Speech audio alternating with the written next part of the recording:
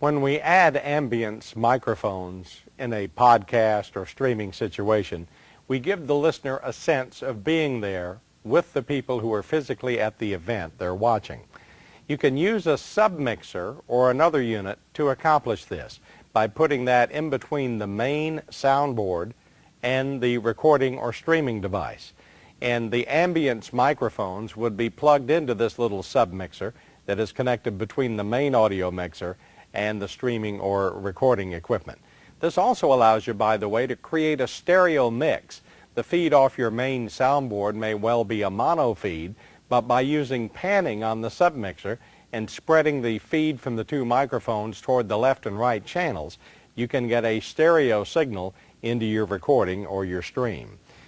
There are other things we can do also to enhance the experience of the person who is listening or watching a stream or a podcast.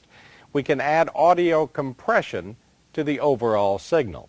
Now, compression is something that's been around for many, many years in broadcasting and recording, and it's something that's come into play more recently in house of worship and other sound reinforcement applications. This reduces the dynamic range, is what compressors do, and dynamic range is the range in volume from the softest to the loudest sound that's on the recording. It's desirable to reduce this dynamic range for several reasons.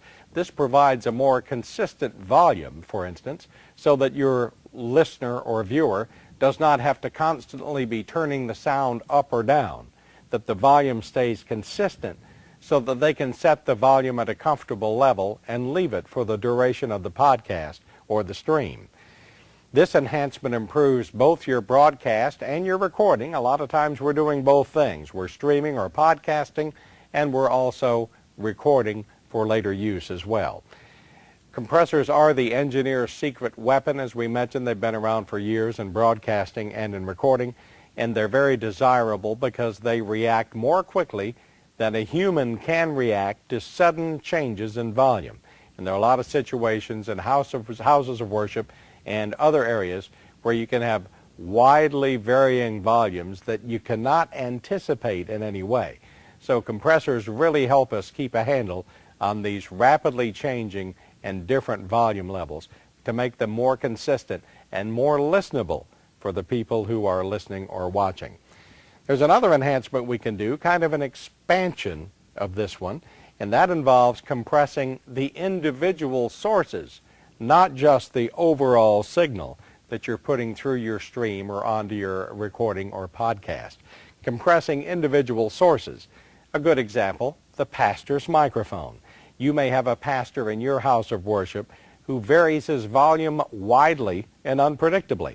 That's how it is at my church, and I operate the sound for the streaming, the live video streaming that we do, as well as a live radio broadcast and a multi-track recording for later mixdown for video.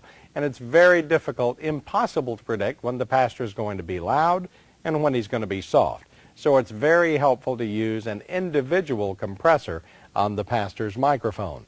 Solo vocalists are another place where compressors can really help you by keeping the volume at a consistent level of the soloist and keep the level comfortably above the accompaniment, whether they're singing to a track or, in the other extreme, they may have a full orchestra and choir and praise team accompaniment.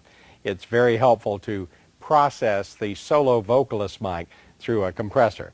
Loud instruments, another great example. Drums, bass guitars, things like that can benefit greatly from going into through a compressor, compressing these individual sources.